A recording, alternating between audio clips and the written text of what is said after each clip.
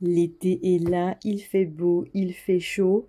Mais si, comme moi, vous êtes plutôt une personne automne-hiver, l'été peut être un petit peu compliqué à gérer, surtout quand on a des passe-temps créatifs et qu'on aime beaucoup, beaucoup, beaucoup se réfugier à l'intérieur d'habitude, devant la cheminée, sous un plaid, à lire avec une boisson chaude. Parfois, pour moi, l'été, c'est un petit peu compliqué de trouver mon rythme et de recaler des activités qui me conviennent.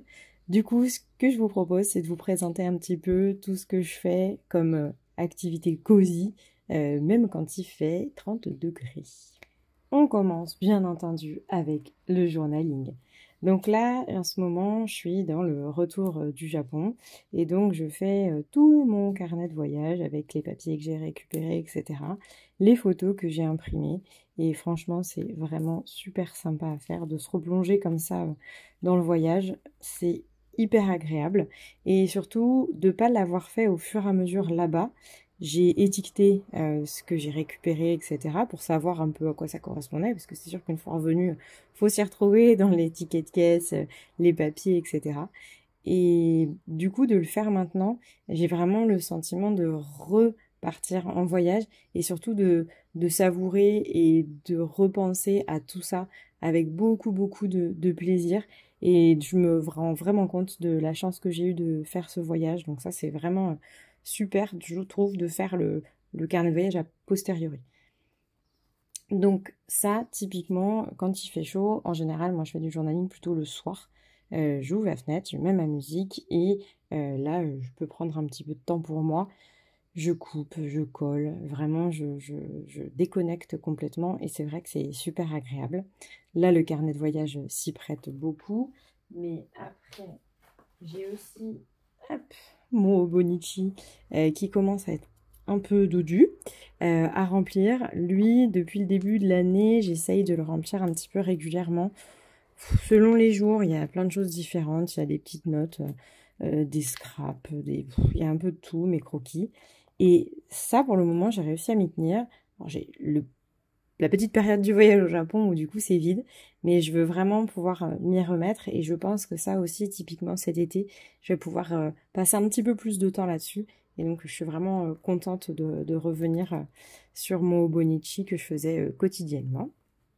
Numéro 2, on a mon fidèle mini scrap. En été, typiquement, c'est vraiment agréable à emmener, je trouve, sur les terrasses de café. On peut emmener juste 2, 3 carnets de stickers, un crayon, et du coup, après, ça permet vraiment de se faire des petits scraps. C'est hyper agréable, ça prend pas longtemps. On peut le faire en discutant avec les amis.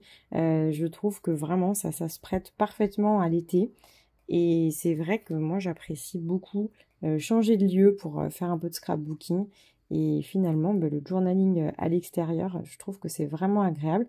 Et ce format-là, typiquement, bah, c'est super bien parce que on n'a pas de problème, on débarque pas avec un gros journal, 15 trousses, 15 stickers, parce que moi, comme vous savez, je ne choisis jamais, donc je pars toujours équipée comme si je ne revenais jamais. Donc voilà, donc c'est vrai que le mini scrapbooking, pour le coup, se prête beaucoup aux terrasses de café, au resto en plein air. Enfin voilà, moi vraiment, j'ai tendance à vraiment continuer le mini scrapbooking l'été. Comme passe-temps qui, en fait, va avec le journaling et le scrapbooking, l'été, j'aime bien de temps en temps reprendre un petit peu ce que j'ai dans ma papeterie et en fait adapter ce que je vais sortir aux palettes qui me font penser bah, justement à l'été, etc.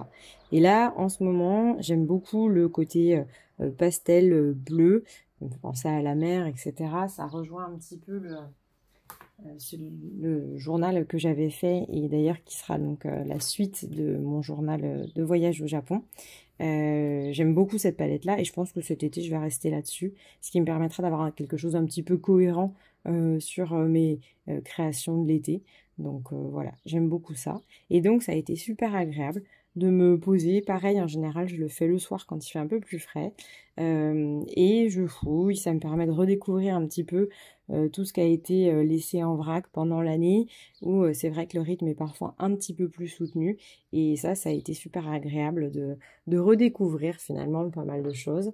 Bon, ça m'a pas empêché de racheter des petits washi tape chez Action, parce que je les ai trouvés vraiment super beaux, et je trouve que du coup la palette de couleurs convient à ce que je veux faire pour cette année. Du coup, cet été, je vais aussi pouvoir jouer un petit peu à la console, parce que j'aurai plus de temps.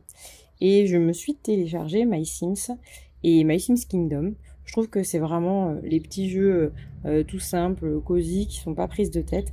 Et pour le coup, je vais pouvoir vraiment prendre une partie. Si je joue 1 heure, c'est chouette. Si j'en joue 15 minutes, c'est bien aussi. Voilà, ce côté, je prends, je peux laisser et y retourner qu'une semaine après.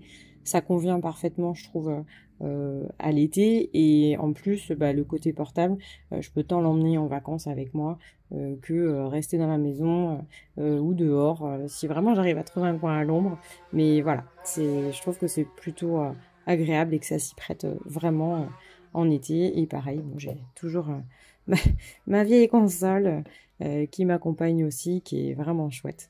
Et donc j'ai du mal à me séparer. Ensuite, classique, hein, j'ai pas cherché bien loin. J'ai pris du coloriage.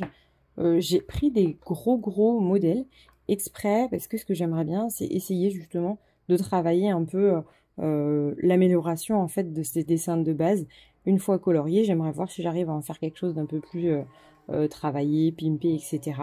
Et donc j'ai fait exprès, vous voyez, hein, je me suis pas trop aventurée, euh, de prendre des choses assez grandes pour essayer de voir si j'arrivais à en faire quelque chose de plus travaillé.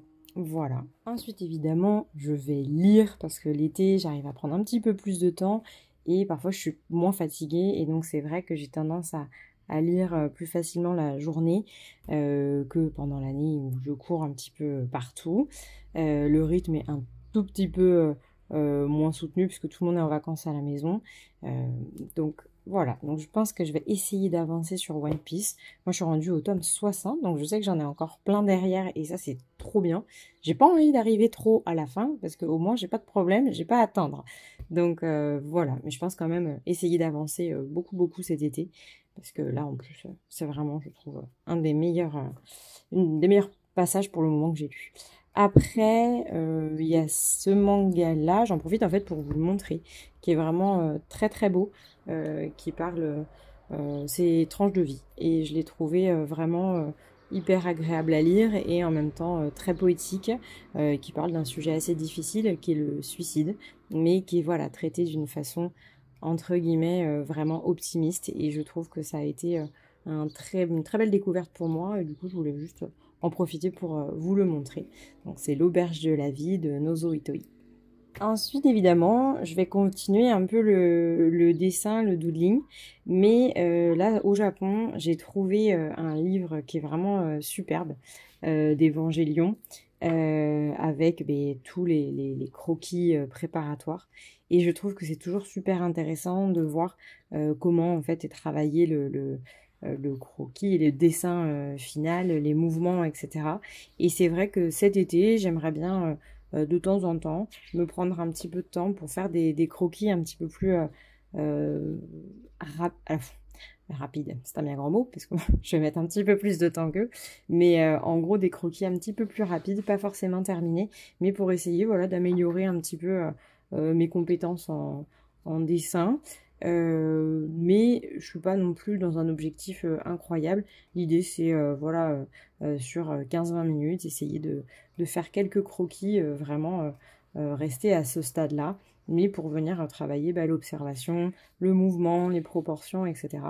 euh, par pure envie de m'améliorer, mais sans franchement y mettre non plus euh, trop trop d'investissement. C'est pas le but. Et après, je vais évidemment continuer l'aquarelle. Parce que ça, c'est pareil. Je trouve qu'en été, ça s'y prête bien. En plus, ça sèche beaucoup plus vite. Donc, je trouve que... Alors, ça nécessite de l'anticiper un petit peu. Mais c'est plus rapide. Et du coup, pour moi qui aime bien enfin les petites choses qui vont vite, les doodles, tout ça. Et bien je trouve que c'est parfait en été. Là j'ai ma palette que j'avais fait pour le Japon et je trouve que franchement elle est complète. Je pense que je vais l'emmener un petit peu partout cet été. Et c'est vrai que ben, d'avoir quelque chose d'un petit peu plus restreint, ça m'oblige à réfléchir un petit peu plus à mes palettes, à être un petit peu plus minimaliste. Et franchement, c'est un bon exercice. Et pareil, il y a un côté hyper apaisant à l'aquarelle de lâcher prise. Donc, je trouve que ça se prête totalement à l'été. Voilà, bah, j'espère que cette vidéo un petit peu vlog pas trop préparé vous aura plu. C'était pour vous présenter donc ce que moi j'aime bien faire en été. Pour nous les personnes un peu casanières. Donc voilà, n'hésitez pas à me dire en commentaire ce que vous aimez faire l'été, si vous préférez la cheminée et le plaid ou si vous êtes plutôt plage et bronzette. En tout cas, ben, je vous souhaite de passer un très très bel été et on se retrouve bientôt pour d'autres vidéos. Prenez soin de vous.